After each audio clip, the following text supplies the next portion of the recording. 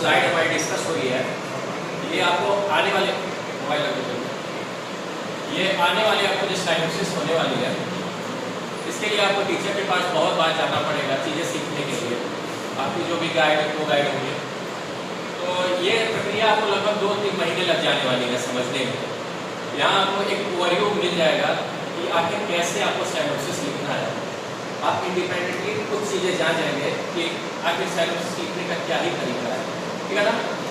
तो पहला स्टेप आता है, सबसे पहले हमें सोचना है कोई ऐसा स्ट्रॉन्ग टाइटल चूज करें जो कि आपके रिसर्च पेपर यानी साइनोसिस जो भी शुरू कर रहे हैं उसी भी आपकी थीसिस होने वाली है।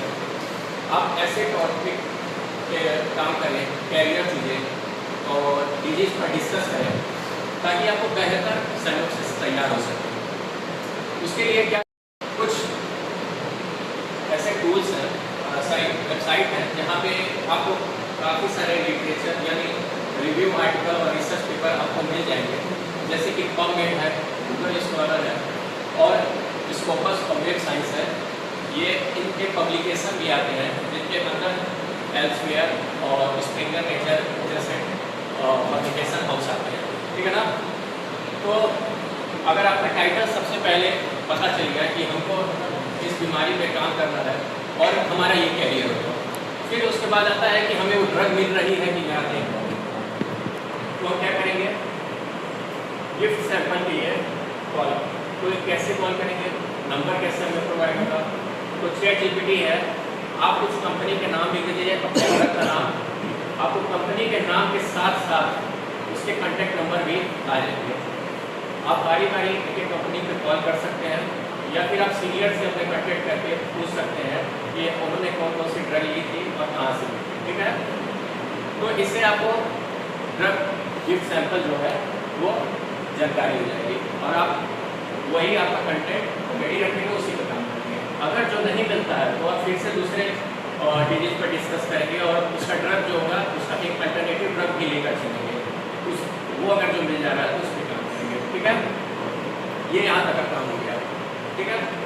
अब आता है ये रिफ्रेंसिंग।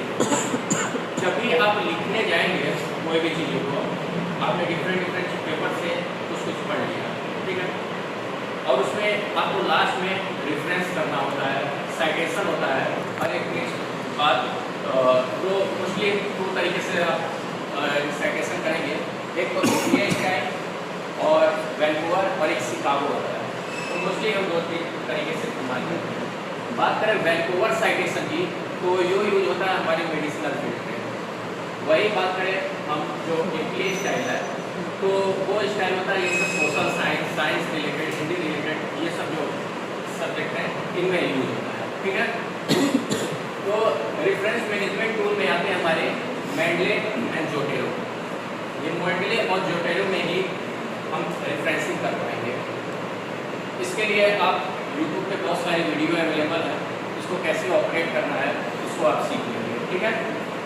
मेंडले आपको फ्रीली परचेज है, जाएंगे गूगल पे आप इसको जो भी कंप्यूटर का होता है इसको परचेज करके इसको चला सकते हैं, ठीक है। फिर उसके बाद आता है कि APA और वैंकूवर में ऐसे क्या डिफरेंसेस हैं। तो देखिए APA स्टाइल जो भी है यहाँ पे पब्लिकेशन जो भी उसके ऑथर है उनका नाम रहने के साथ वो ईयर ऑफ पब्लिकेशन और उसके आगे इटाल लिखा होता है, ठीक है। और यहाँ पे किसमें यूज होता है, उसके सोशल साइंस, एजुकेशन रिलेटेड और साइकोलॉजी रिलेटेड फील्ड में इसका इस्तेमाल होता है। वही बात करें हम वैंकूवर स्टाइल तो ये न्यूमेरिक फॉर्म में होता है, 1 2 3 जैसे ये रहेगा वैसे ही आपका रिफ्रेंसिंग रहेगा। अगर 1 है तो आपके रिफ्रेंसिंग में वो 1 होगा। वही जब APA स्टाइल में करेंगे तो ये अल्फाबेटिकल वाइज होगा। अगर A से ऑथर का नाम स्टार्ट है तो A से जो B का होगा वो B से, ऐसे रिफ्रेंसिंग करके चलेंगे।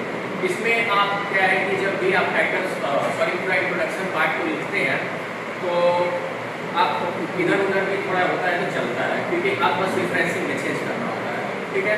इसमें चेंज करेंगे, अगर आप कोई साइड वाइज कोई कंटेंट आपको मिला वो आप वापस से ऐड करना चाहेंगे तो आपकी रिफ्रेंसिंग इसमें गड़बड़ हो जाती है वैंकूवर, ठीक है।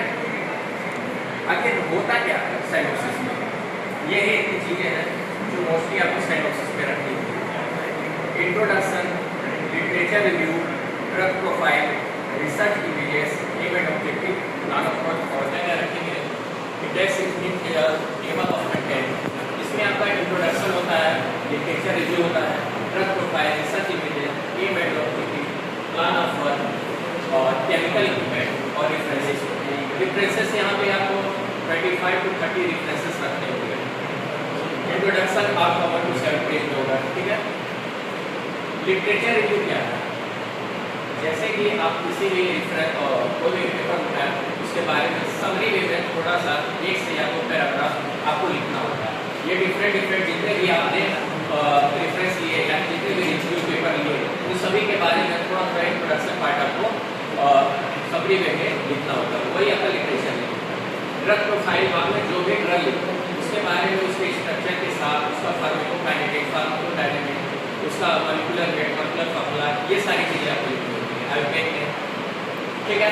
रिसर्च इमेजेस में ओए क्या नाम है इसका, मोबाइल इमेजेस में मोस्टली तुमने नया काम किया और वहाँ पे क्या गैप है, रिसर्च गैप क्या है, ठीक है, वो आप तुम देखोगे और उसको पूरे को मोस्टली 1 to 1.5 पेज में आप उसको कवर करेंगे, ठीक है। एम एंड ऑब्जेक्टिव बताएंगे और प्लान ऑफ वर्क, तो क्या क्या करने वाले हो, वो इवैल्यूएशन करने के लिए तुम्हारी ड्रग कैसी है और एट लास्ट तुम ड्रग बनने के बाद, फॉर्मुलेशन बनने के बाद कौन कौन सी टेस्टिंग कराओगे, ये सब तुम्हारी किस में आएगी, प्लान ऑफ वर्क में, ठीक है। ये ओवरऑल एक पेज में आपका कवर होगा, उसमें सारे आपको प्लानिंग आपकी बता देंगे। ये साइनोप्सिस जो है ये आगे जो थीसिस करने वाले हो उसका एक छोटा सा समरी वे में एक रिपोर्ट तैयार करना होता है, ठीक है। फिर उसके बाद क्या आता है, हमने इतनी जानकारी होगी, अब हम शुरू करते हैं MS वर्ड पे अपना लिखना, जो भी हमारा टॉपिक डिसाइड है। तो फॉन्ट जो होता है ये हमारा होता है टाइम्स न्यू रोमन में, हेडिंग जो होगी वो हम 14 रखेंगे, टेक्स्ट जो है वो 12 होगा, वही लाइन स्पेसिंग जो होती है 1.5 होती है, ठीक है। ये ओवरऑल आपका होता है MS वर्ड में जिस फॉर्मेट में आपको चीज़ें लिखनी चाहिए, ठीक है। प्लेगरिज्म कैसे चेक करोगे, प्लेगरिज्म और राइटिंग बुक्स में आप यूज करेंगे ग्रामरली, ग्रामेटिक, प्रीलुड, जो तो ये सारे जो जितने टूल्स हैं इनको आपको परचेज करना होगा। लेकिन आप जैसे साइनोप्सिस लिख रहे हैं और हर एक पैराग्राफ जो भी है उसको चेक कर सकते हैं, मतलब इसमें वर्ड रिस्ट्रिक्शन होता है, आप इतने वर्ड तक चीज़ों को लिख सकते हैं। तो आप साथ ही साथ पेपर लिखने के साथ अगर शुरू में ही आप उतने जितने चीज़ें आपने लिखी उसको प्लेगरिज्म चेक कर लोगे तो आपका तैयार हो जाएगा रिपोर्ट एकदम पूरी तरीके से ग्रामरली साथ प्लेगरिज्म का। ओवरऑल रिपोर्ट तैयार करने के बाद तुम चेक करने जाओगे तो तुम्हें परचेज करना होगा क्योंकि वर्ड रिस्ट्रिक्शन हो जाता है, ठीक है। अब बात आती है दूसरा, हम AI से लिख लेते हैं।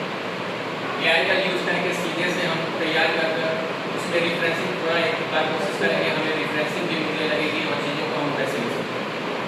तो ये क्या है, सीधे तुमने क्या किया, और मीडिया गूगल स्कॉलर से अगर जो किसी लाइन को उठा कर पेश किया, यहाँ तक ये तो मैनुअली काम है, फिर भी आपका AI या प्लेगरिज्म डिटेक्ट हो जाएगा, तो AI से लिखने से क्या होगा, ठीक है।